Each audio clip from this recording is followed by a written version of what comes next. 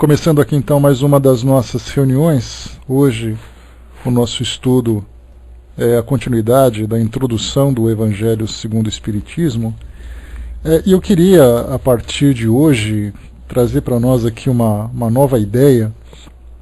Sempre que nós iniciarmos os nossos trabalhos, eu vou ler para vocês aqui um dos boletins que foram publicados na Revista Espírita a partir do mês de junho de 1859, em que Kardec trazia como se fosse uma ata das reuniões que eram realizadas na sociedade.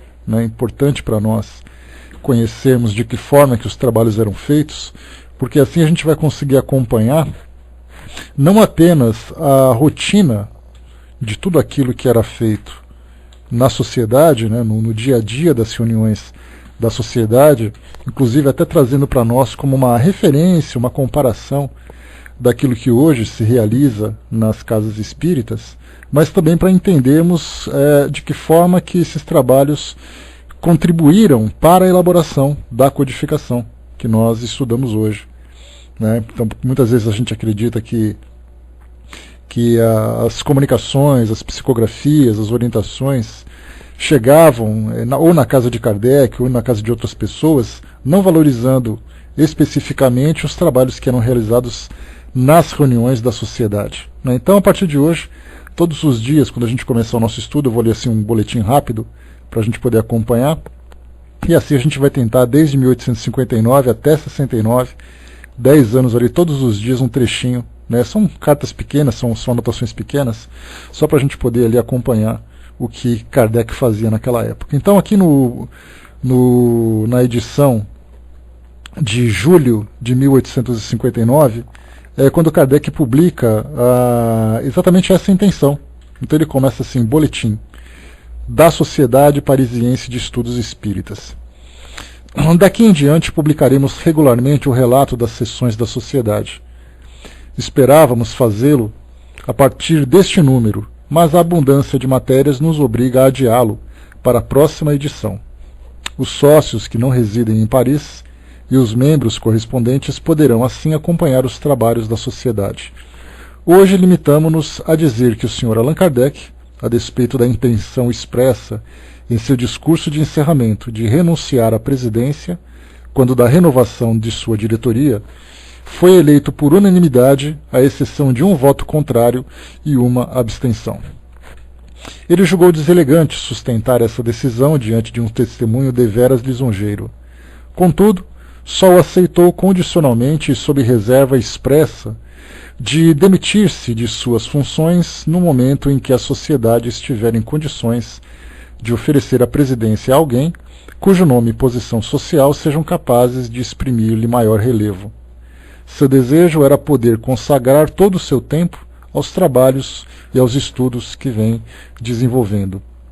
Aqui um comentário de rodapé, dizendo para nós que parece que esse momento jamais chegaria, pois Allan Kardec, malgrado seu, permaneceu à frente da Sociedade Parisiense de Estudos Espíritas até sua desencarnação em 1869. É interessante aqui que a pretensão de Kardec de deixar a presidência foi em 59, 10 anos depois ele desencarnou como presidente e todas as vezes era eleito por unanimidade, e quase que por aclamação, para que se mantivesse na liderança dos trabalhos. Bom, essa aqui foi a introdução, então vamos ao primeiro boletim. Deixa eu ver aqui, está aqui. Esse aqui é o boletim, vamos lá. Boletim da Sociedade Parisiense de Estudos Espíritas. Nota: como havíamos anunciado, a partir de hoje iniciaremos a publicação do Boletim dos Trabalhos da Sociedade. Cada número conterá o relato das sessões ocorridas no mês anterior. Esses boletins darão apenas um resumo sucinto dos trabalhos e da ata de cada sessão. Quanto às próprias comunicações nelas obtidas, bem como as de fontes estranhas que ali forem lidas, sempre as publicaremos integralmente, toda vez que oferecerem um lado útil e instrutivo. Continuaremos a indicar, como temos feito até agora, a data da sessão em que foram dadas.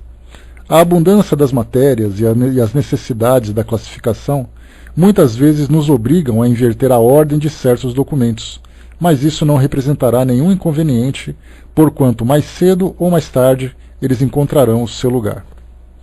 Então, o primeiro boletim, sexta-feira, 1º de julho de 1859, sessão particular. Assuntos administrativos.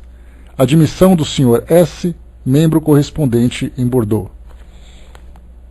Adiamento, até mais amplas informações, do ingresso de 2 membros titulares apresentados nos dias 10 e 17 de junho. Designação de 3 novos comissários para as sessões gerais. Leitura da ata e dos trabalhos da última sessão. Comunicações. O Sr. Allan Kardec anuncia que esteve com o Sr. W. Filho, de Boulogne-sur-Mer, situado na revista de dezembro de 1858, a propósito de um artigo sobre o fenômeno da bicorporeidade, o qual lhe confirmou o fato de sua presença simultânea em Boulogne e em Londres. Carta do Sr. S., correspondente em Bordeaux, contendo detalhes minuciosos sobre interessantes manifestações e aparições de seu conhecimento pessoal, por parte de um espírito familiar. Carta publicada neste fascículo, bem como a evocação feita sobre o assunto. O Dr. Mehery presenteia a sociedade com 2 cantatas, de cuja letra é autor, intituladas Itália e Veneziana. Embora essas 2 produções sejam completamente estranhas aos trabalhos da sociedade, ela os aceita com reconhecimento e agradece o autor. O Sr. Th. observa, a propósito da comunicação de Cristóvão Colombo, obtida na última sessão, que as respostas deste relativa à sua e à missão dos espíritos em geral parecem consagrar a doutrina da fatalidade. Vários membros contestaram esta consequência das respostas de Cristóvão Colombo, considerando-se que a missão não retira a liberdade de fazer ou deixar de fazer. O homem não é fatalmente impelido a fazer tal ou qual coisa. Pode acontecer que, como homem, se comporte mais ou menos cegamente. Como espírito, porém, tem sempre a consciência do que faz e permanece sempre senhor de suas ações. Supondo que o princípio da fatalidade decorresse das respostas de Colombo, não seria a consagração de um princípio que em todos os tempos tem sido combatido pelos espíritos. Em todo caso, seria apenas uma opinião individual. Ora, a sociedade está longe de aceitar como verdade irrefutável tudo quanto dizem os espíritos, porque sabe que eles podem enganar-se. Um espírito poderia dizer muito bem que é o Sol que gira ao redor da Terra, e não o contrário, o que não seria mais verdadeiro pelo fato de proceder de um espírito. Tomamos as respostas pelo que elas valem. Nosso objetivo é estudar as individualidades, seja qual for o seu grau de superioridade ou de inferioridade, e assim adquirimos o conhecimento do estado moral do mundo invisível, não emprestando nossa confiança às doutrinas dos espíritos, senão quando elas tocam a razão e o bom senso, e quando nelas encontramos a verdadeira luz. Quando uma resposta contém erros evidentes, ou é ilógica, concluímos simplesmente que o espírito que a deu ainda se encontra atrasado. Quanto às respostas de Colombo, de modo algum implicam a fatalidade. Estudos. Perguntas sobre causas do prolongamento da perturbação do Dr. Glower, evocado a 10 de junho. Perguntas sobre as causas da sensação física dolorosa produzida sobre o Sr. W. Filho, de Boulogne, pelos espíritos sofredores. Perguntas sobre a teoria da formação dos objetos materiais no mundo dos espíritos, tais como os vestimentas, joias, etc., sobre a transformação da matéria elementar pela vontade do espírito. Explicação do fenômeno da escrita direta. Ver nosso artigo precedente. Evocação de um oficial superior falecido em Magenta, segunda conversa. Perguntas sobre certas sensações de além-túmulo. Propõe o Sr. S. que se evoque o Sr. M., desaparecido há um mês, a fim de saber se está vivo ou morto.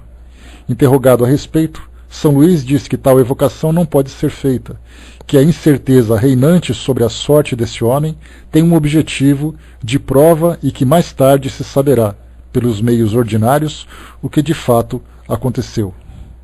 Bom, fim do boletim, pessoal. Então esse aqui foi o boletim que aconteceu. Daqui a gente dá para ter uma ideia do que era o trabalho na Sociedade Parisiense dos Estudos Espíritas e do que hoje tradicionalmente se faz nos centros espíritas, né, que é um trabalho muito mais voltado para o lado assistencial do que necessariamente voltado para a instrução dos participantes do grupo.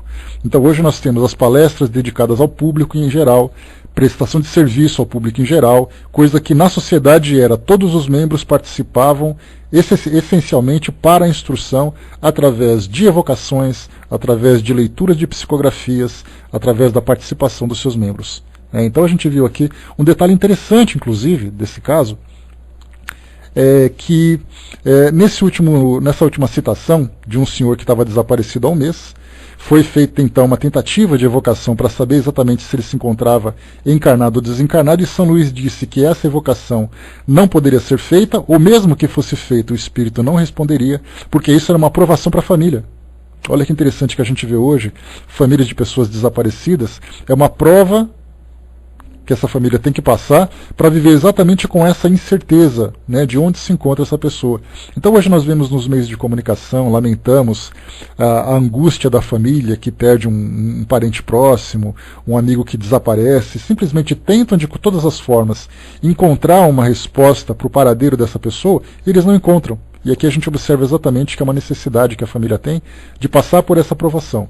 E como como São Luís colocou para nós, depois, pelos meios ordinários, a resposta virá. Ou seja, através das investigações policiais, através, né, das buscas que poderiam ser feitas. Então a gente viu aqui o nosso primeiro boletim, como eu falei para vocês, a partir de hoje, no início de cada uma das nossas reuniões, nós faremos a leitura, né, de uma ata de um dia das reuniões da Sociedade Parisiense. Então essa foi a primeira, do dia 1º de julho de 1859. Tá? Então na manhã a gente tem um novo boletim. Bom dia, pessoal que chegou. Vamos lá então para os nossos estudos de hoje. Nós estamos estudando então o Evangelho segundo o Espiritismo, aqui no resumo da doutrina de Sócrates e Platão. Nós estamos agora no item número 10, né, nós vamos fazer hoje. Lembrando que tudo aquilo que nós lemos até agora dentro dessa doutrina, o que Kardec procurou fazer foi trazer o pensamento dos gregos naquela época a respeito dessa questão espiritual, né, de origem, destino, da essência do espírito, e depois fazer uma comparação com aquilo que o cristianismo traria 5 séculos depois, 4, 5 séculos depois, e que depois, mais 20 séculos ou 19 séculos, o Espiritismo viria também a reforçar, principalmente no que diz respeito ao conhecimento mais objetivo do mundo espiritual, né, e não simplesmente uma ideia genérica, mas mais específica também. Então nesse item número 10, né, para quem não pegou o nosso estudo desde o começo, vale a pena na introdução, no resumo, fazer a leitura depois dos itens anteriores, para se inteirar do pensamento dos gregos. Vamos lá então, item número 10. O corpo conserva os vestígios bem marcados dos cuidados que se teve com ele ou dos acidentes que sofreu. Acontece o mesmo com a alma. Quando ela se despoja do corpo, conserva os traços evidentes de seu caráter, de seus sentimentos e as marcas que cada um de os seus atos lhe deixou. Assim, a maior desgraça que pode acontecer a um homem é de ir para outro mundo com uma alma carregada de culpas. Tu vês, Calícles, que nem tu, nem Pólux, nem Górgias podereis provar que se deve seguir outra vida que nos seja mais útil, quando formos para lá. De tantas opiniões diversas, a única que permanece inabalável é a de que mais vale sofrer que cometer uma injustiça, e que, antes de tudo, devemos aplicar-nos não a parecer, mas a ser um homem de bem. Essas conversações acima são de Sócrates, né, publicação de Platão, a respeito da experiência de Sócrates, quando ele se encontrava na prisão, sendo visitado ali pelos seus discípulos. Então ele falava exatamente sobre essa questão das marcas que a alma carrega, semelhantes às marcas que o corpo físico carrega, em virtude das doenças, em virtude das agressões ou dos cuidados que ela acaba recebendo. No caso da alma, são todas questões que tratam diretamente do universo moral, né? Então, aqui, deixa eu voltar um pouquinho aqui. Aqui se encontra outro ponto capital, hoje confirmado pela experiência, segundo o qual a alma não purificada conserva as ideias, as tendências, o caráter e as paixões que tinha na terra. Esta máxima, mais vale sofrer do que cometer uma injustiça, não é inteiramente cristã? É o mesmo pensamento que Jesus exprime por esta figura. Se alguém te bater numa face, oferece-lhe a outra. Aqui no capítulo 12 do Evangelho segundo o Espiritismo, uma citação de Mateus, capítulo 5, versículos de 38 a 42 e números 7 e 8. Então, Kardec aqui trazendo para nós, fazendo essa comparação daquilo que os gregos falavam, daquilo que o cristianismo falava, e que depois os espíritos vieram confirmar através das psicografias falando sobre as suas condições. Então nós vimos, por exemplo, no livro Céu e Inferno, estudando sobre as entrevistas que Kardec realizou com os espíritos na segunda parte dos exemplos, quando nós tivemos ali vários espíritos dizendo quais eram as suas condições no mundo espiritual. E todos eles traziam quase como um desdobramento daquilo que viviam no mundo material, desde os espíritos felizes até os espíritos mais sofredores, como no caso, né, os que passavam por maiores angústias, que eram exatamente os suicidas. Então mostravam ali que tudo aquilo que eles viviam no mundo material acabavam se refletindo também no mundo espiritual. E como lembra, né, Raul Teixeira, ele fala daquela expressão popular, tal vida, tal morte. Ou seja, o modo como se vive dentro do campo moral é também um reflexo do que o espírito vai viver, pelo menos inicialmente no mundo espiritual, até que ele saia daquele estado de perturbação e comece, mesmo que tardiamente, promover a sua reforma íntima no plano espiritual. Então, os gregos já falavam sobre isso, o cristianismo reforçou isso através das orientações de Jesus, e depois os espíritos vieram e confirmaram através dos depoimentos que deram a Kardec. Item número 11. De duas uma, ou a morte é a destruição absoluta, ou é a passagem de uma alma para outro lugar.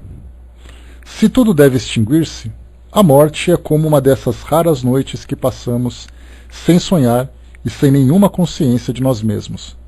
Mas se a morte é apenas uma mudança, a passagem para um lugar em que os mortos devem reunir-se, que felicidade há de ali reencontrar os nossos conhecidos. Meu maior prazer seria o de examinar de perto os habitantes desta morada, e dentre eles distinguir, como aqui, os que são sábios dos que creem sê-lo e os que não são. Mas já é tempo de partirmos, eu para morrer, vós para viver. Aqui Sócrates e seus julgadores, né, uma expressão sobre o destino e a curiosidade que se tem a respeito dessa nova morada. Kardec coloca para nós. Bom dia, pessoal. Segundo Sócrates, os homens que viveram na Terra encontram-se depois da morte e se reconhecem. O Espiritismo nos mostra continuando suas relações de tal maneira que a morte não é uma interrupção, nem uma cessação da vida, mas uma transformação sem solução de continuidade. Solução de continuidade era uma expressão que significava sem interrupção. Sócrates e Platão, se tivessem conhecido os ensinamentos que o Cristo daria 500 anos mais tarde, e os que o Espiritismo hoje nos dá, não teriam falado de outra maneira. Nisso, nada há que nos deva surpreender, se considerarmos que as grandes verdades são eternas e que os espíritos adiantados devem tê-las conhecido antes de vir para a Terra, para onde as trouxeram. Se considerarmos ainda que Sócrates, Platão e os grandes filósofos do seu tempo podiam estar mais tarde entre aqueles que secundaram o Cristo na sua divina missão, sendo escolhidos precisamente porque estavam mais aptos do que outros a compreender os seus sublimes ensinos. Né? Aqui Kardec fez uma suposição, imaginando, por exemplo, que dentre aqueles apóstolos que estavam com Jesus e outros pensadores que viriam depois para difundir aquilo que o cristianismo traria inicialmente, né, supor, por exemplo, que entre eles estivessem já os gregos, né, e outros grandes espíritos que estiveram naquele tempo, ou antes mesmo, em outras regiões, como a gente já viu, né, na Índia, no Egito, na Gália, no Oriente Médio também, né, aqui na Europa, né, e eles reencarnariam, ou se reencarnassem lá no Oriente Médio, junto com Jesus, para dar continuidade naquele trabalho, nós não ficaríamos surpresos por isso, sabendo exatamente que para poder se difundir uma ideia, para que ela seja bem estabelecida, há a necessidade de que homens que tenham esse conhecimento já previamente, que já estejam também convictos daquilo que falam, viessem, né, ou viessem dar essa continuidade no trabalho. Então Kardec faz uma suposição interessante aqui. E continua. E que eles podem, por fim, participar hoje da grande pleiade de espíritos encarregados de vir ensinar aos homens as mesmas verdades. Né? Então aquilo que alguém uma vez ensinou, quando tendo um ensinamento que faz parte dessa grande verdade universal, não há surpresa nenhuma, né? Pelo contrário, é absolutamente natural que ela continue fazendo essa divulgação, seja através das suas experiências terrenas, seja através das orientações e das influências que exerce a partir do mundo espiritual, né? Então isso é absolutamente natural quando se tem essa conscientização, já que, como a gente lembra, a grande cadeia de solidariedade de Leon Denis, que aqueles que são os mais esclarecidos ajudam aqueles que têm menos esclarecimentos. Então aqueles que tiveram contato com a verdade serão também portadores dessa verdade, onde quer que estejam, em qualquer tempo, para que ela continue se difundindo cada vez mais. Brice colocou, bom dia, né? Se um espírito reencontra seus entes queridos no plano espiritual, como fica então se ele reencarna numa outra família e desencarna logo depois? Aqueles entes queridos do primeiro desencarne deixam de sê-lo? Na verdade, Brice, a gente tem que sempre considerar que quando nós falamos em famílias consanguíneas, nós falamos daqueles que reencarnam no mundo físico, no mesmo grupo. Quando nós falamos em famílias espirituais, não importa onde os espíritos reencarnam, eles sempre mantêm aquele vínculo de afetividade. Então, na verdade, a tendência, quando nós temos uma reencarnação num grupo novo, e dentro desse grupo nós estabelecemos relações de afetividade que são sinceras, são novos amigos, né, são novos entes queridos que trazem esse vínculo espiritual, que acabam se agregando em nossas vidas. Então nós temos no mundo espiritual parentes nossos, familiares nossos de outras existências, com os quais nós estabelecemos uma relação afetiva muito profunda, que hoje nos assistem nessa nova jornada, nessa família que nós nos encontramos. Então é uma tendência natural que os espíritos reencarnem no mesmo grupo, exatamente porque, pelo fato de terem esse vínculo, pelo fato de, infelizmente, termos ainda muitos comprometimentos a serem resolvidos, né, negativamente, pelo fato de erros, de equívocos, de egoísmo de nossa parte. Então hoje nós reencarnamos em famílias junto com pessoas que ainda estão vinculadas de uma forma, não é negativamente, mas de uma forma equivocada, né, ou por ações equivocadas, e que hoje nós temos que solucionar. Solucionados esses problemas, esses espíritos podem continuar próximos a nós, alimentando o afeto que foi criado, ou cada um seguindo o seu caminho naturalmente. Então cada um vivendo ali a sua vida. Nós temos hoje, a gente vai estudar isso futuramente, quando se fala sobre constituição familiar, que é um tema que, poxa, a gente poderia ficar aqui falando durante vários encontros nossos. Nós lembramos que muitos casamentos que se tem hoje, o casamento se dá pela intimidade e pela profundidade da relação, se dá para que esses espíritos tenham essa proximidade para resolverem questões que criaram no passado. Então, quanto mais próximos estão, mais contato terão com o seu próprio passado, mais se ajudarão, ou mais difícil será o enfrentamento. Então, viver um casamento não é necessariamente um acidente quando há uma reencarnação programada.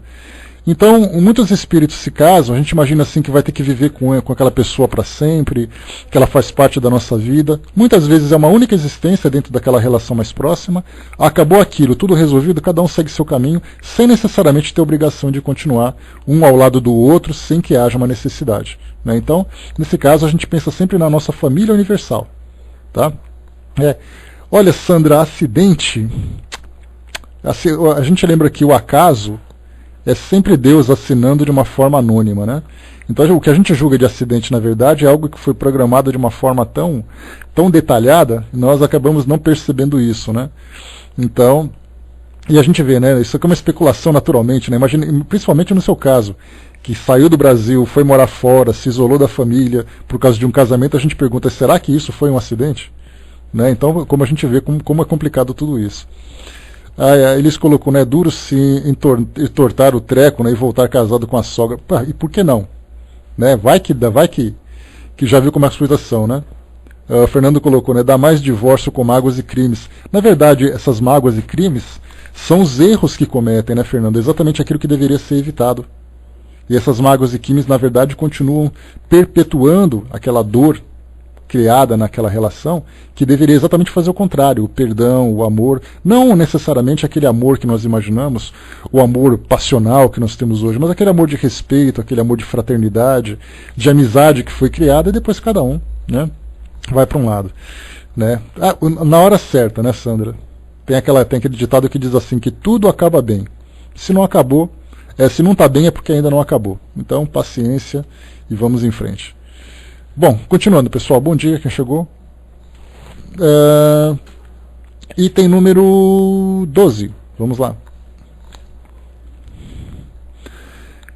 Não se deve nunca retribuir a injustiça com a injustiça, nem fazer o mal a ninguém, qualquer que seja o mal que nos tenham feito. Poucas pessoas, entretanto, admitem esses princípios, e as que não concordam com eles só podem desprezar-se umas às outras. Não é este princípio da caridade que nos ensina a não retribuir o mal com o mal e a perdoar os inimigos?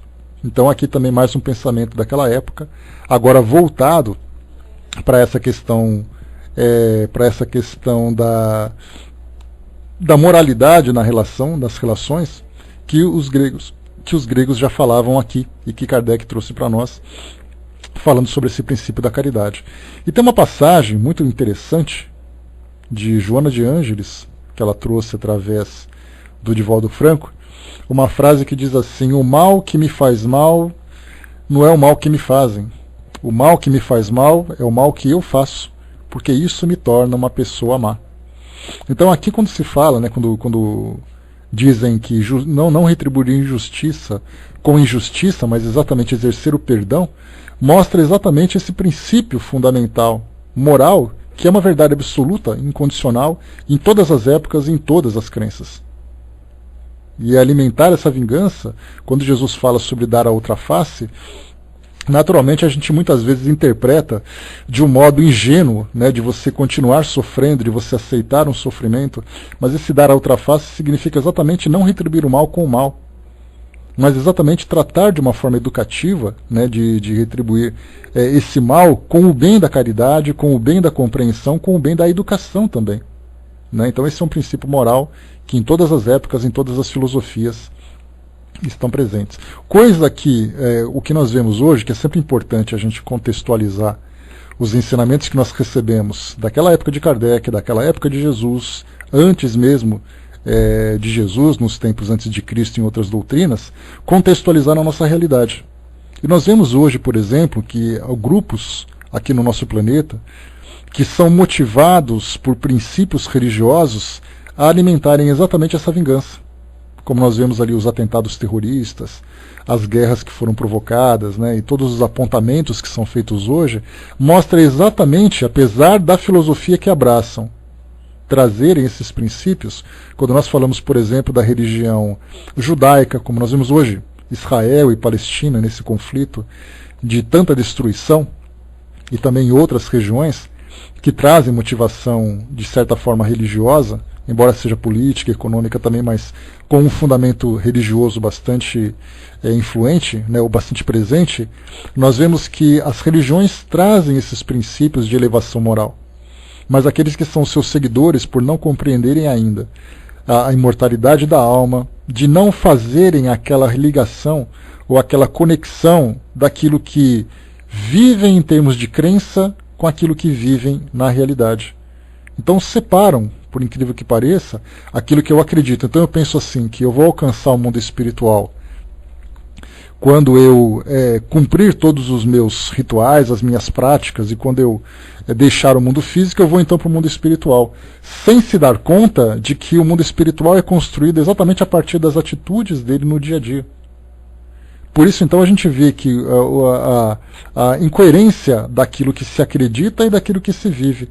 Quando nós estudamos, por exemplo, o Alcorão, né, eu falei para vocês que eu ganhei o Alcorão da Vaninha há um tempo atrás, porque ela esteve na Bienal do Rio de Janeiro ano passado, e lá, próximo ao stand do Espiritismo.net, que é onde a gente trabalha, tinha exatamente ali um stand de um grupo muçulmano, e eles estavam fazendo a divulgação da religião, assim como também a distribuição de livros, e ela me trouxe um monte de livros, entre eles o Alcorão. E eu estava dando uma passada de olhos em algumas passagens, e nós vemos ali que, embora tivesse uma questão de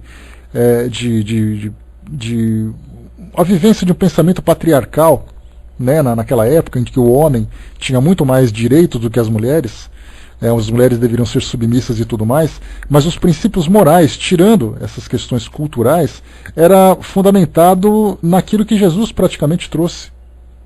Tanto que Jesus é visto como um grande profeta. Já os judeus a mesma coisa, também tem grandes pensadores, tem os patriarcas do judaísmo que falam sobre o amor. Então nós temos uma religião que fala sobre o amor, a outra religião que fala sobre o amor, e as duas nações que vivem sustentadas por essas crenças, quase que uma teocracia. No caso, elas não são teocráticas, né? Não são países governados por leis religiosas, mas que sofrem uma influência muito grande, tanto em Israel, que tem ali como princípio, como religião base, não é dominante, mas é a maioria de judeus, e na Palestina, que tem ali quase que todos, né, também não é 100%, tem ali os muçulmanos. Então temos judeus muçulmanos, que têm duas religiões, que trazem esses valores e estão em guerras matando uns aos outros. Estão em guerra matando uns aos outros. Então a gente vê o que é exatamente o que trouxe para nós aqui essa questão da injustiça com injustiça, da vingança, da caridade, de perdoar os inimigos. Isso tudo é muito bonito na teoria, para a maioria de nós aqui do mundo material, aqui dos encarnados, e até mesmo dos desencarnados também, porque quando falamos em desencarnados, não falamos necessariamente dos espíritos superiores, dos espíritos puros. Falamos da Maria, do João, do Pedro, do Sebastião, pessoas comuns que desencarnaram, foram para o mundo espiritual e continuam pensando da mesma forma que estavam aqui. Então a gente vê que é um pensamento moral que desde muito tempo vem se difundindo, mas que ainda não consegue ser vivido na prática. A gente perdoa em algumas condições, perdoa em determinadas circunstâncias, mas não necessariamente conseguimos perdoar absolutamente tudo que acontece. Brise colocou: eu tento esquecer o mal que me foi feito e seguir minha vida, mas sei que lá dentro de mim não consigo olhar a pessoa que me fez mal de forma indiferente, né? Sinto uma mágoa, embora não deseje mal a ela. É alguma forma de perdoar?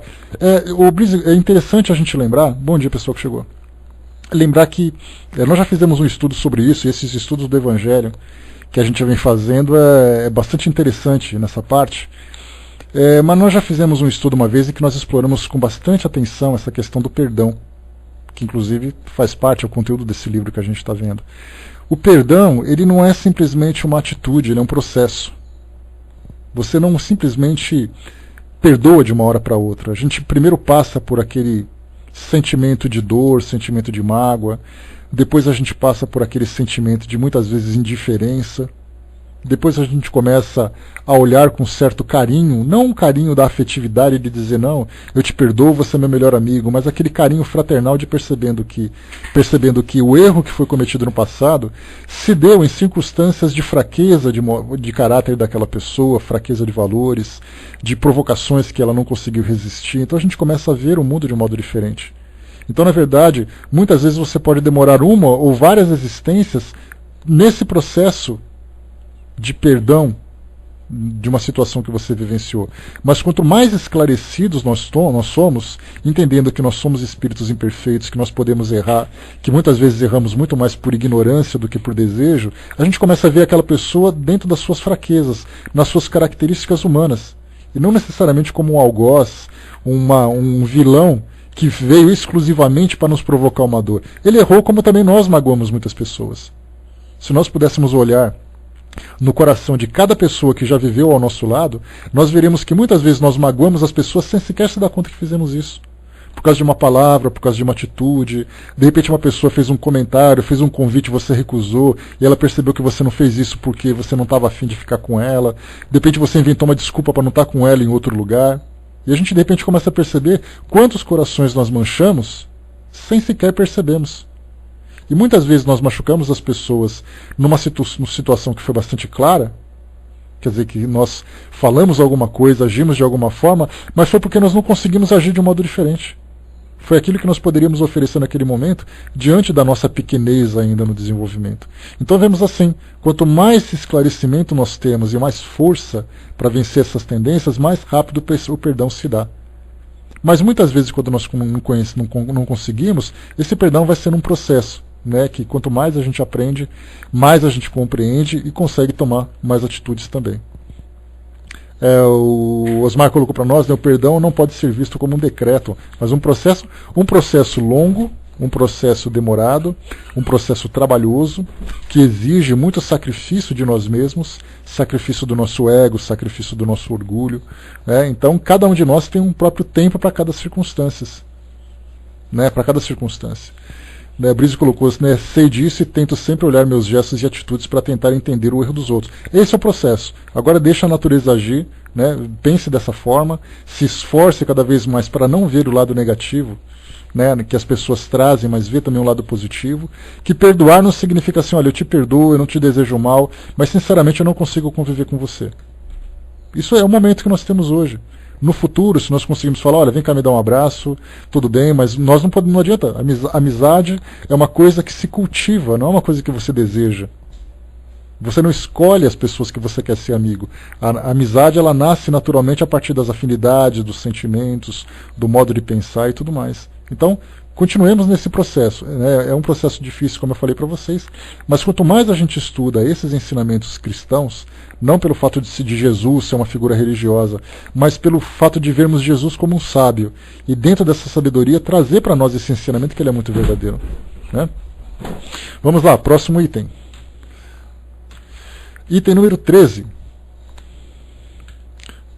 Vamos lá. Nós estamos aqui estudando a introdução do Evangelho segundo o Espiritismo, o resumo da doutrina de Sócrates e Platão. Então, item número 13. É pelos frutos que se conhece a árvore. É necessário qualificar cada ação segundo o que ela produz. Chamá-la má quando a sua consequência é má e boa quando produz o bem. Esta máxima, é pelos frutos que se conhece a árvore, encontra-se textualmente repetida muitas vezes nos evangelhos. Então aqui mais uma vez, né, que essa ideia pode ser aplicada nas mais variadas situações do nosso dia a dia. Se você fala, por exemplo, de uma religião, muitas pessoas dizem assim, né, não, mas a minha religião é maravilhosa. Se a sua religião é maravilhosa, vai provocar em você um efeito maravilhoso. Então, se você diz assim, eu estou agindo dessa forma, porque é naquilo que eu acredito, e a sua atitude é uma atitude negativa, significa que a árvore também é negativa. E tem um ditado popular que diz que que um fruto nunca cai longe da árvore que a produziu.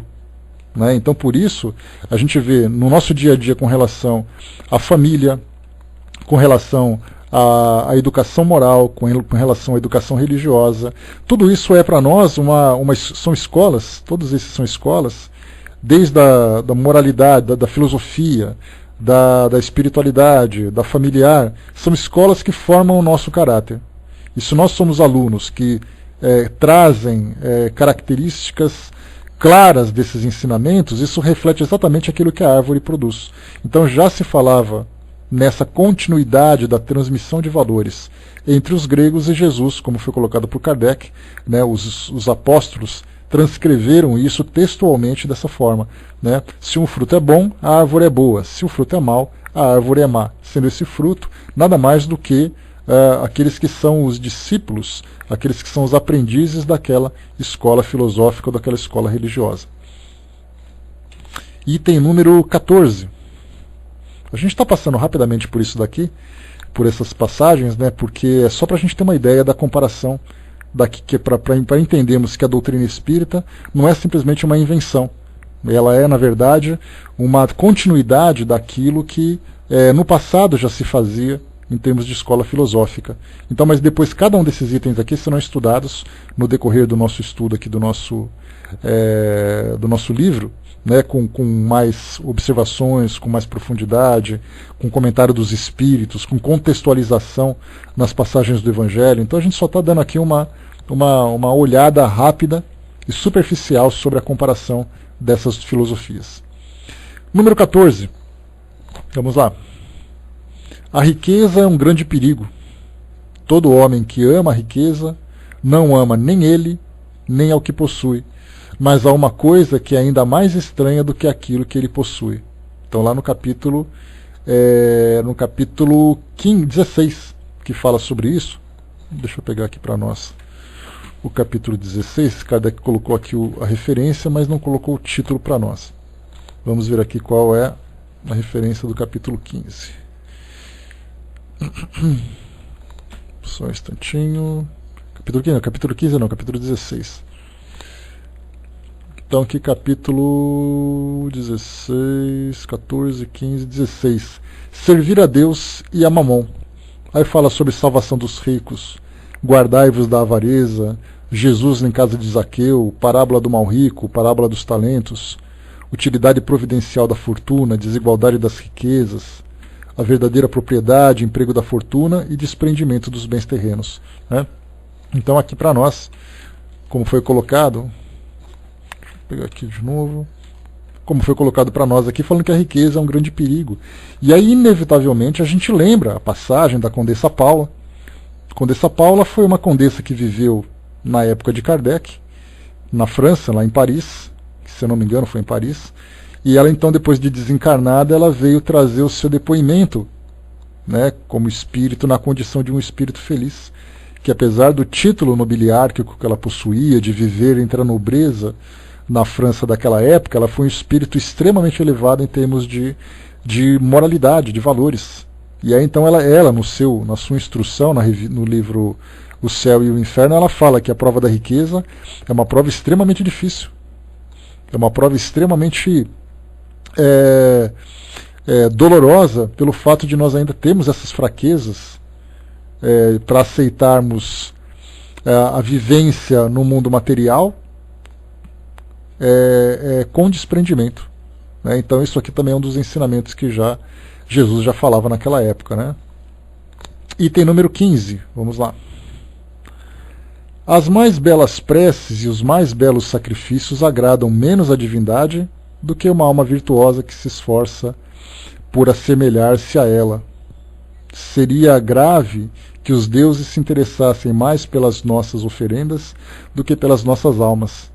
Dessa maneira, os maiores culpados poderiam conquistar os seus favores. Mas não, pois só são verdadeiramente sábios e justos os que, por suas palavras e seus atos, resgatam o que devem aos deuses e aos homens. Né? Então aqui no capítulo 10 do Evangelho também, capítulo 10, vamos lá, capítulo 10. Bem-aventurados os misericordiosos. Né? Então,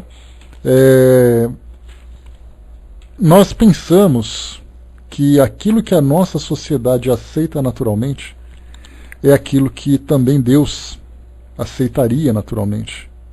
Né? Então hoje nós temos uma sociedade em que a influência, em que a posição, em que a bajulação é uma moeda de troca muito poderosa, ou são moedas de troca muito poderosas, e nós utilizamos isso naturalmente no nosso dia a dia. Ontem mesmo eu ouvi uma palestra sobre uma determinada área profissional, de um profissional que falava sobre como atingir o sucesso naquela carreira. E aí então ele falava assim, olha, você tem que fazer contatos.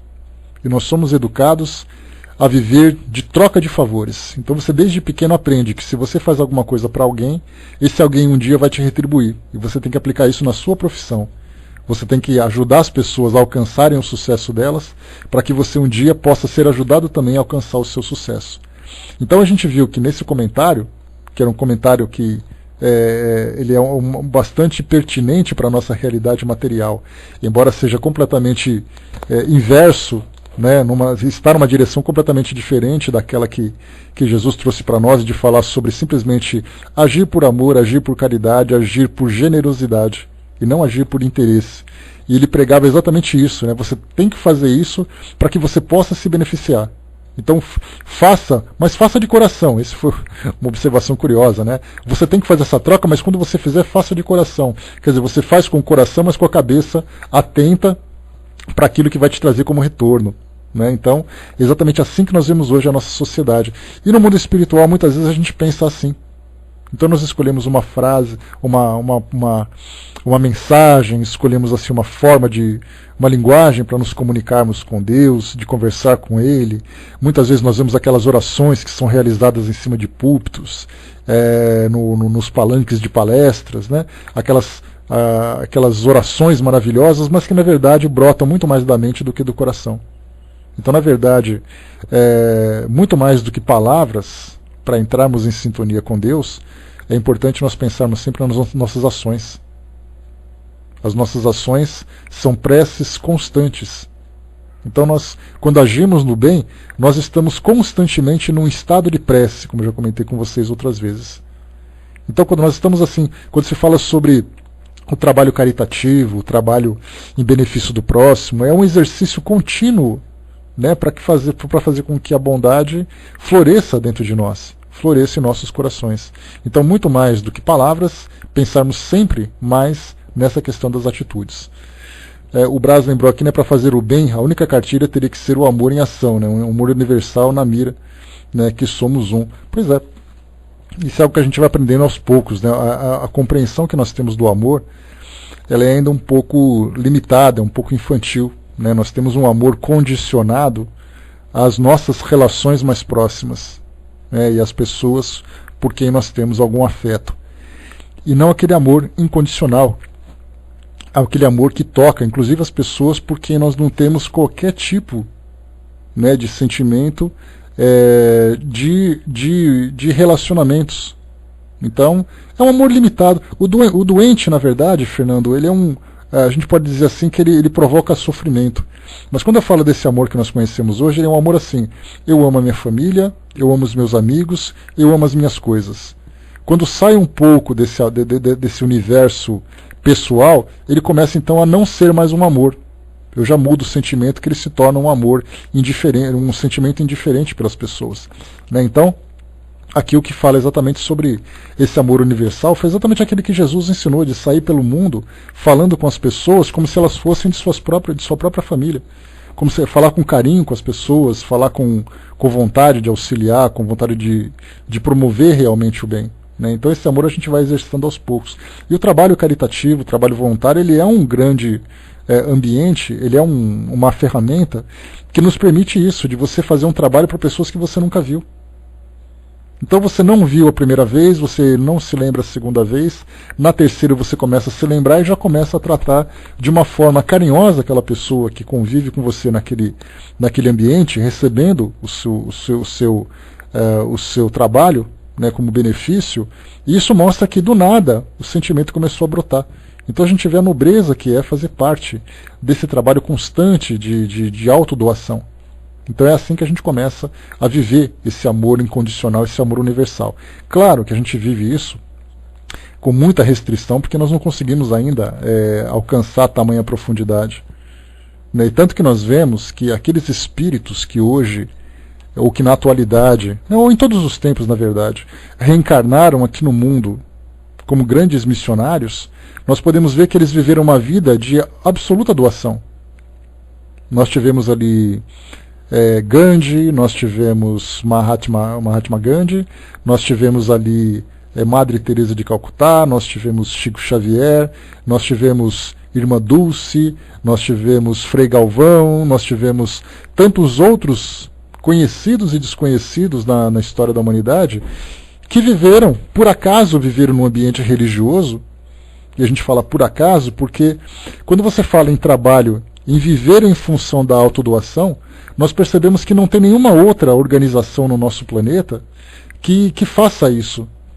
Hoje nós temos um pouco mais. Quando pegamos, por exemplo, Médicos Sem Fronteiras, Cruz Vermelha, Exército da Salvação, outras instituições, outras organizações não governamentais que vivem, né, nesse trabalho assistencial, que as pessoas se aproximam desse universo, vivem essa doação e conseguem alcançar aquilo que desejam, porque realmente são voluntárias naquilo, não são necessariamente profissionais.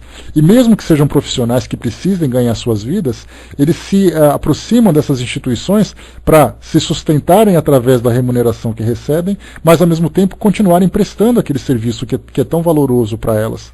Então o que nós vemos é que hoje os espíritos que vivem realmente essa nobreza de sentimento da autodoação, naturalmente se destacam nessas instituições ou nesse tipo de vida. Né? Então, ou são religiosos, ou são de instituições de assistência em todas as partes. Né? Então, nós temos que pensar assim também. É através desse universo que nós conseguiremos fazer brotar em nós esse sentimento. A Brice colocou lá em cima, né? Ninguém coloca uma luva para pegar uma nota de R$100, né? Mesmo que ela tenha passado de mão em mão. Mas tapamos o nariz quando passamos perto de um mendigo. Ainda é uma fraqueza que nós temos. Né? A gente lembra que não é só uma questão de preconceito, é uma questão mesmo da nossa natureza, de ter aquele sentimento assim, de meio de aversão a algumas coisas que tocam a nossa sensibilidade. Mas aí quando a gente começa a quebrar um pouco, a sair um pouco desse instinto e começar a valorizar em nós esse lado humanitário, a gente percebe que aquele que era o objeto da aversão, na verdade é uma pessoa que sofre, que precisa de ajuda. E então a gente se desdobra para poder, né? Inclusive o sacrifício pessoal, que é sacrificar o meu, a minha sensibilidade, sacrificar o meu ego, sacrificar o meu egoísmo, para poder estender a mão àquela pessoa. Né? O Brás colocou, né, já imaginou um médico em um hospital de guerra? Pois é, né, Brás? A gente tem ali situações que a gente nem imagina, né, em que as pessoas são exigidas no máximo da sua boa vontade e da sua sensibilidade. Continuando, bom dia, professor. Item número 16, vamos em frente. Chamo de homem vicioso ao amante vulgar, que ama mais ao corpo que à alma. O amor está por toda a natureza e incita-nos a exercer a nossa inteligência. Encontramo-lo até mesmo no movimento dos astros. É o amor que adorna a natureza com suas ricas alfombras. Ele se enfeita e fixa sua morada onde encontra flores e perfumes. É ainda o amor que traz paz aos homens, a calmaria ao mar, o silêncio aos ventos e o sossego à dor. O amor que deve unir os homens por um sentimento de fraternidade é uma consequência dessa teoria de Platão sobre o amor universal, como lei da natureza. Sócrates, tendo dito que o amor não é Deus nem um mortal, mas um grande demônio, ou seja, um grande espírito que preside ao amor universal, essa afirmação lhe foi, sobretudo, imputada como crime. Então, quando Platão falava sobre isso, desse amor universal, ele foi mal interpretado por aqueles que eram da sua época também. Né? Então, o que nós vemos aqui, nessa mensagem, uma bela mensagem mesmo, assim dizia. Então, nós vemos assim que o amor simplesmente se instala, né, num espírito que está pronto para vivê-lo. E para aquele que não está pronto para vivê-lo ainda, o amor não desiste. Então, aquela Joana de Ângeles fala sobre isso, sobre a questão da indiferença, né? Quando ela comentou sobre aquelas pessoas que são pedintes, que tem aqueles que pedem muito mais por malandragem do que por necessidade. E aí essa malandragem é aquela coisa assim, olha, eu vou pedir porque eu sei que alguém vai me dar aquilo que eu preciso. Na verdade, ela disse que aquela pessoa é uma pessoa doente da alma. Ela traz uma doença da alma, que é exatamente utilizar esse instinto para sobreviver de um modo negativo. Só que o que ela diz para nós também é que alguma coisa criou aquilo. As pessoas não nascem daquela forma. As pessoas se transformam naquilo por uma experiência dolorosa. Então ela acaba criando em torno dela uma carapaça de proteção. E essa carapaça de proteção é uma forma de se proteger das agressões que um dia ela recebeu, ou que várias vezes ela recebeu durante a sua existência. Então ela foi se tornando indiferente, foi se tornando endurecida, foi se tornando egoísta, exatamente porque a falta de amor fez com que ela se transformasse assim. E a única forma de reverter essa situação é exatamente ali a aplicação do amor. Né? Tá, bom dia Brise, para você. Até a próxima.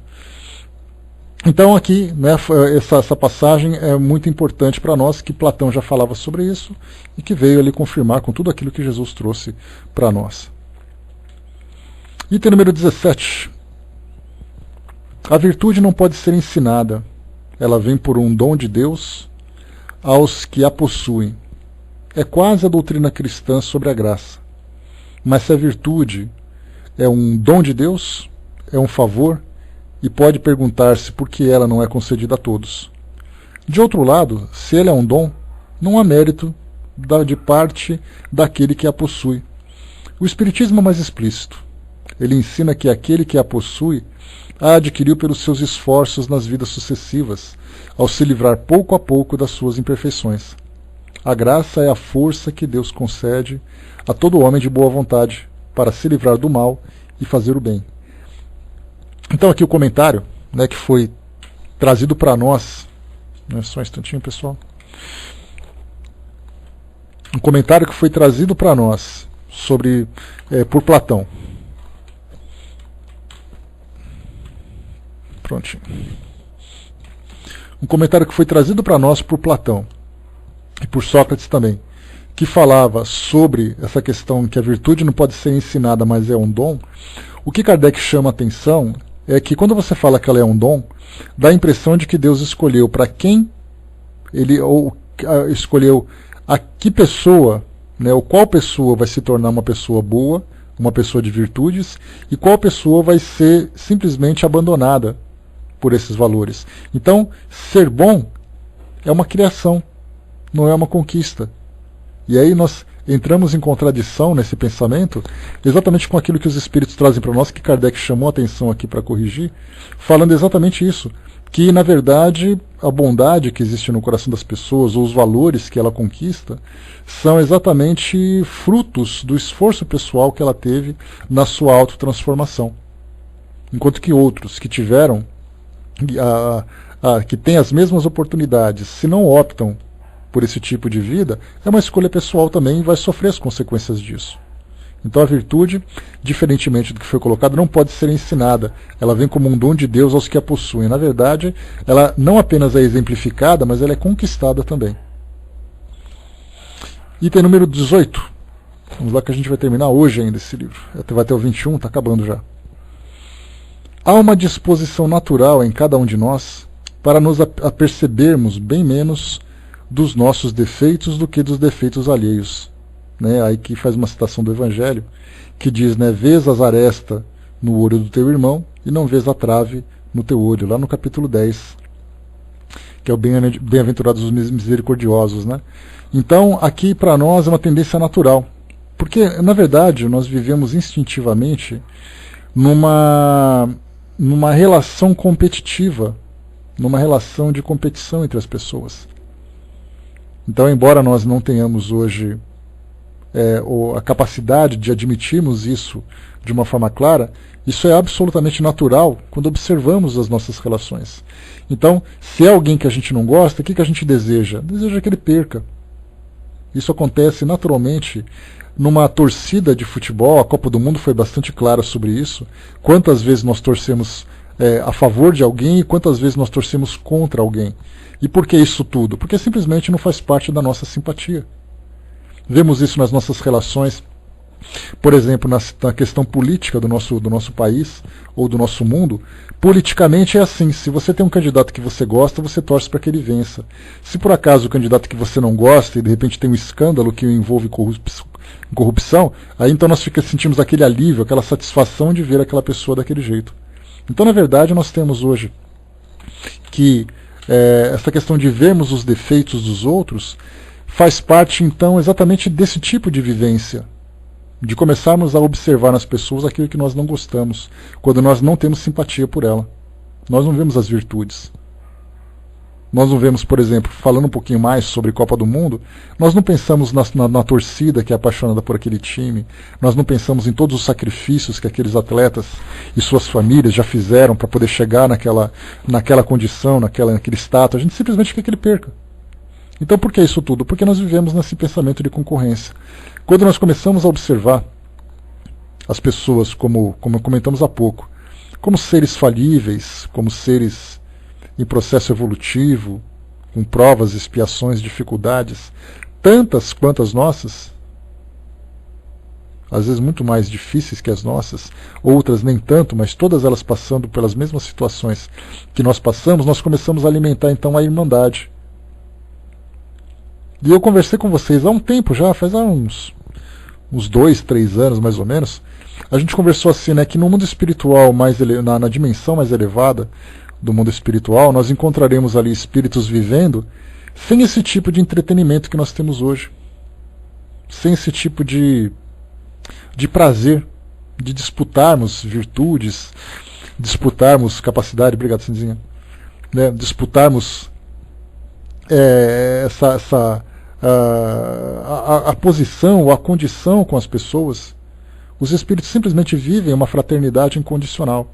Então a gente fica imaginando, será que um dia o nosso planeta vai conseguir viver sem essa ideia de Copa do Mundo, de Olimpíada, de desfile de escola de samba, de mercado de capitais, essas coisas todas?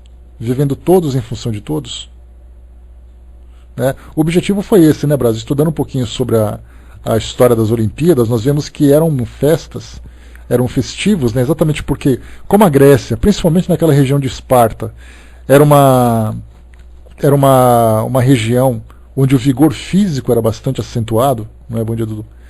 Era bastante acentuado, então era natural que se disputassem essas virtudes físicas. E aí, então, na época, né, a Olimpíada, por exemplo, né, a história dela, ela era sobre uma festividade aos deuses do Olimpo. Por isso se chamava Olimpíadas. Mas nós tínhamos vários outros jogos também que eram comemorados assim. Então era dedicado aos deuses.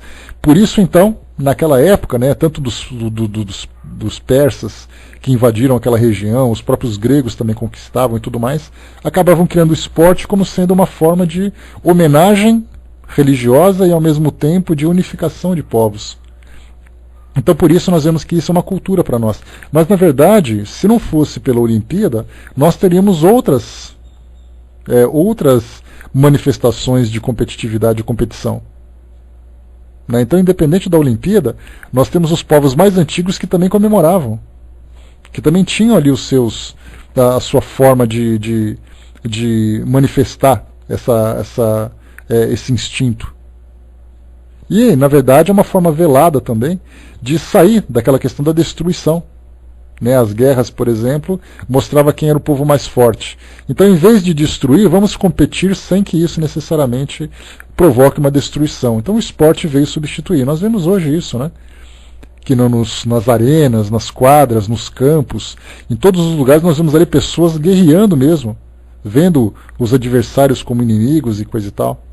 Então, quando temos esse pensamento aqui, trazido por nós, não vemos o defeito dos outros, nós falamos exatamente sobre essa eliminação do pensamento competitivo, do pensamento entre adversários, mas do pensamento de fraternidade. Se isso nós vamos conseguir vivenciar um dia esses eventos sem ter esse sentimento de inimizade ou de antipatia pelo outro, eu não sei nem se isso é compatível. Porque pode até ser incompatível. Como é que você vai sentir fraternidade pelo seu irmão, sabendo que ele está perdendo e que ele está sendo derrotado? Que é isso que você deseja. Então talvez num momento em que os nossos sentimentos estejam de uma forma mais sutil, a gente consiga não alimentar tanta agressividade e tanta animosidade nessas relações.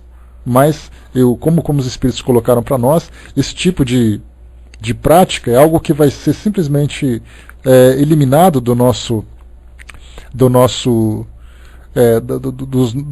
que serão objetos de satisfação para todos nós, deixarão de ser objetos, exatamente porque nós teremos um sentimento de fraternidade que é muito amplo e muito profundo. Então tudo aquilo que nós fazemos, nós sempre vamos querer ter ao lado alguém que possa compartilhar conosco daquele sucesso. Né? Então, diferentemente do que a gente vê hoje. Item número 11, item número 9, vamos lá. Se os médicos fracassam na maior parte das doenças, é porque tratam do corpo sem a alma, e porque, se o todo não se encontra em bom estado, é impossível que a parte esteja bem. Os gregos já falavam sobre isso. Se você trata o corpo, mas não trata a alma, não adianta, porque você não vai na origem do problema. Kardec coloca: o Espiritismo oferece a chave das relações entre a alma e o corpo, e prova que existe incessante reação de um sobre o outro. Ele abre assim um novo caminho à ciência, mostrando-lhe a verdadeira causa de certas afecções, dá-lhe os meios de combatê-las. Quando ela levar em conta a ação do elemento espiritual na economia orgânica, fracassará menos. Essa é uma nova tendência da medicina hoje, das nossas ciências terrenas, principalmente no que trata da questão da saúde, que fala sobre ver o homem no sentido completo, ver o corpo físico ou o ser humano no seu sentido global, ou no seu sentido integral, como lembra Joana de Ângeles, né? Então ela fala assim que na verdade nós somos compostos de vários elementos, não adianta a gente tratar de um e se esquecer do outro. E do principal dele é a própria essência do ser humano, que é a sua alma, né? Então, ou ele próprio como alma. Então, nós temos hoje... essa foi uma parte interessante, Luiz, quando lá na época de Kardec nós tivemos ali os estudiosos. Hahnemann, por se não me engano o nome dele, era um magnetizador, e ele viu uma relação muito interessante daquelas práticas do magnetismo no tratamento de doenças, né? Então a homeopatia começou a desenvolver ali, inclusive, né, como a gente já comentou a título de curiosidade, o espiritismo chegou aqui no Brasil sendo trazido por muitos homeopatas. Eles iam para a Europa estudar medicina, estudavam homeopatia, tiveram contato com o magnetismo e depois do magnetismo acabaram se aproximando do espiritismo. E aí traziam na bagagem livros de homeopatia e também livros da doutrina espírita. Então a homeopatia e o espiritismo têm uma relação ali muito próxima que nós muitas vezes não damos esse valor. Então, tanto na homeopatia como hoje nas terapias de um modo geral, que tratam do espírito. Então nós temos hoje, você vai a um consultório médico, aquele médico que se preocupa com uma decoração que acolha o paciente, que tenha técnicas em que a pessoa se sinta confortável naquele ambiente, na verdade ele começa a tratar exatamente, né, o Hermes colocou ali, né, mens sana in corpore sano, né, ou seja, começa a tratar da mente para refletir no espírito, e não, né, o que nós vemos hoje na nossa realidade, quando se fala em termos de hospitais públicos, hospitais particulares, profissionais da área de saúde, é aquela coisa, eu tenho que cuidar daquilo que eu sei. É Mesmer, só tirar o braço. Então, tratam do corpo, porque aprenderam a tratar do corpo. O Dr. Sérgio Felipe, que é neurocientista aqui de São Paulo, ele conseguiu introduzir na Universidade Federal de São Paulo, que é a antiga Escola Paulista de Medicina, a cadeira de Medicina e Espiritualidade. Então ele conseguiu instalar ou implantar esse curso para a formação de profissionais da medicina. Algo que é novo aqui no Brasil. Então, na verdade, você estuda anatomia, você estuda fisiologia, você estuda química orgânica, você estuda a patologia, estuda tudo quanto é tipo de matéria e você não se preocupa com o ser humano. E de repente você tem uma matéria chamada Medicina e Espiritualidade, e quando você começa a olhar, já está implantado o braço, né? A Universidade Federal de São Paulo já há mais ou menos uns 3, 4 anos que já está trabalhando com isso. Então você começa a olhar para a pessoa. Então isso mostra uma tendência exatamente das ciências terrenas começarem a se humanizar. E essa humanização é exatamente isso. É você tratar da pessoa nos seus sentimentos, no seu modo de pensar, no seu modo de viver, e também saber exatamente no que isso reflete sobre o corpo físico. Então a psicologia começa a trabalhar nesse sentido também. A psicologia, por exemplo, já começa a se expandir, saindo da mente e começando a entrar também no espírito. Porque esse é o detalhe, a psicologia, nós temos hoje psicólogos que são materialistas. Eu quero saber por que você está sofrendo, me conta a sua vida. Não pergunta, por exemplo, o que você acredita, qual é a sua fé, no que isso reflete sobre você. Então hoje nós temos ali a psicologia também começando a voltar os olhos para esse lado espiritual e não apenas para a mente. Porque já como o próprio nome diz, psicologia, o estudo da mente. Mas começa também a tratar agora do estudo do espírito. A Tina perguntou aqui, né, a homeopatia pode equilibrar o nosso organismo? Claro, sem dúvida. Né, é só estudar um pouquinho sobre a fisiologia da medicação, né, porque ela trata exatamente das questões emocionais. Assim como a homeopatia, nós temos ali também florais, nós temos outras tantas terapias, né, aromaterapia, temos musicoterapia. Então, eram consideradas como como era o nome que se dava antes? Não era terapia complementar, era terapia alternativa. Então, quando se falava em terapia alternativa, era algo que você escolhia se você quisesse. Então você escolhia ou uma ou outra. Hoje se torna medicina complementar, que aborda todas essas práticas, essas técnicas, para complementar aquilo que a medicina convencional vai utilizar. né? Deixa eu ver aqui, o Osmar colocou, né, o tratamento paliativo visa o conforto pré-morte, né? Inclusive tem até medicina paliativa também tratada para isso, né? Hoje é uma nova especialidade também, a medicina paliativa de médicos especialistas, apenas em aliviar o sofrimento de pessoas que se encontram com doenças terminais. Então a medicina paliativa aí usa não apenas terapêuticas e também medicações, né? Mas utiliza também o trabalho psicológico da família e tudo mais. É uma coisa muito bacana, que a gente vê que também é algo novo na nossa ciência. O Braz lembrou aqui, né, que Joana de Ângeles deu uma grande contribuição para a psicologia transcendental, né? Essa transcendental significa transcender exatamente esse lado físico apenas, né? Também, né, Elis, a Elis também está estudando psicologia, vemos ali também que na própria psicologia também se trata, né, dessa parte pré-morte, né, que é um trabalho fundamental, um trabalho importantíssimo. Se um paciente é bem trabalhado no processo da sua desencarnação, ele desencarna como um espírito mais equilibrado. Agora, simplesmente ele é tratado fisicamente e deixado nos seus sentimentos, no seu pensamento na indiferença, assim como também seus próprios familiares, já que o pensamento, o sentimento do familiar reflete sobre o próprio paciente, ele desencarna numa condição muito perturbadora, né? Então, saindo da alopatia, tem a acupuntura hoje que trabalha com essa parte energética, tem essa parte da homeopatia, tem várias outras terapias que são interessantes aí. Precisa conhecer, né, a seriedade da terapia, a seriedade do profissional, o objetivo que se deseja alcançar, etc, etc. Vamos lá. Só para a gente acabar aqui. 20, e aí tem número 20 agora. Todos os homens, desde a infância, fazem mais mal do que bem. Essas palavras de Sócrates tocam a grave questão da predominância do mal sobre a Terra, questão insolúvel sem o conhecimento da pluralidade dos mundos e do destino da Terra, onde se encontra apenas uma pequena fração da humanidade. Só o Espiritismo lhe dá a solução, que é desenvolvida logo adiante nos capítulos 2, 3 e 5. Capítulos 2, 3 e 5 que nós temos aqui. Capítulos 2, Meu reino deste mundo. O 3, Há muitas moradas na casa de meu pai. E bem-aventurados os aflitos, quando se fala sobre causas anteriores das aflições. Então, quando se fala sobre desde a infância ele faz mais mal do que bem, mostra exatamente isso, né? Que nós trazemos tendências negativas do passado que tendem a se manifestar durante a nossa infância, que é exatamente a educação dos pais que vai conter e vai trazer essa conscientização ao espírito. Então, o que se pensava naquela época é que a criança traz esse mal desde o início, que são os pais que endireitam, né? Na verdade, os pais fazem com que essas tendências sejam contidas, né? E o último item 21, vamos lá para a gente fechar. A sabedoria está em não pensares que sabes aquilo que não sabes, né? Ou seja, tudo que sei é que nada sei. Então essa passagem de Sócrates talvez seja uma das mais sábias que tem, né? Tudo que sei é que nada sei. Essa é a maior sabedoria de todas. E era muito natural que fosse assim. Porque muitas pessoas diziam assim, não, mas eu sou muito inteligente. Então, na verdade, você é muito inteligente na área que você conhece. Se por acaso eu pergunto alguma coisa sobre uma área que você não conhece, você não vai ser tão inteligente assim.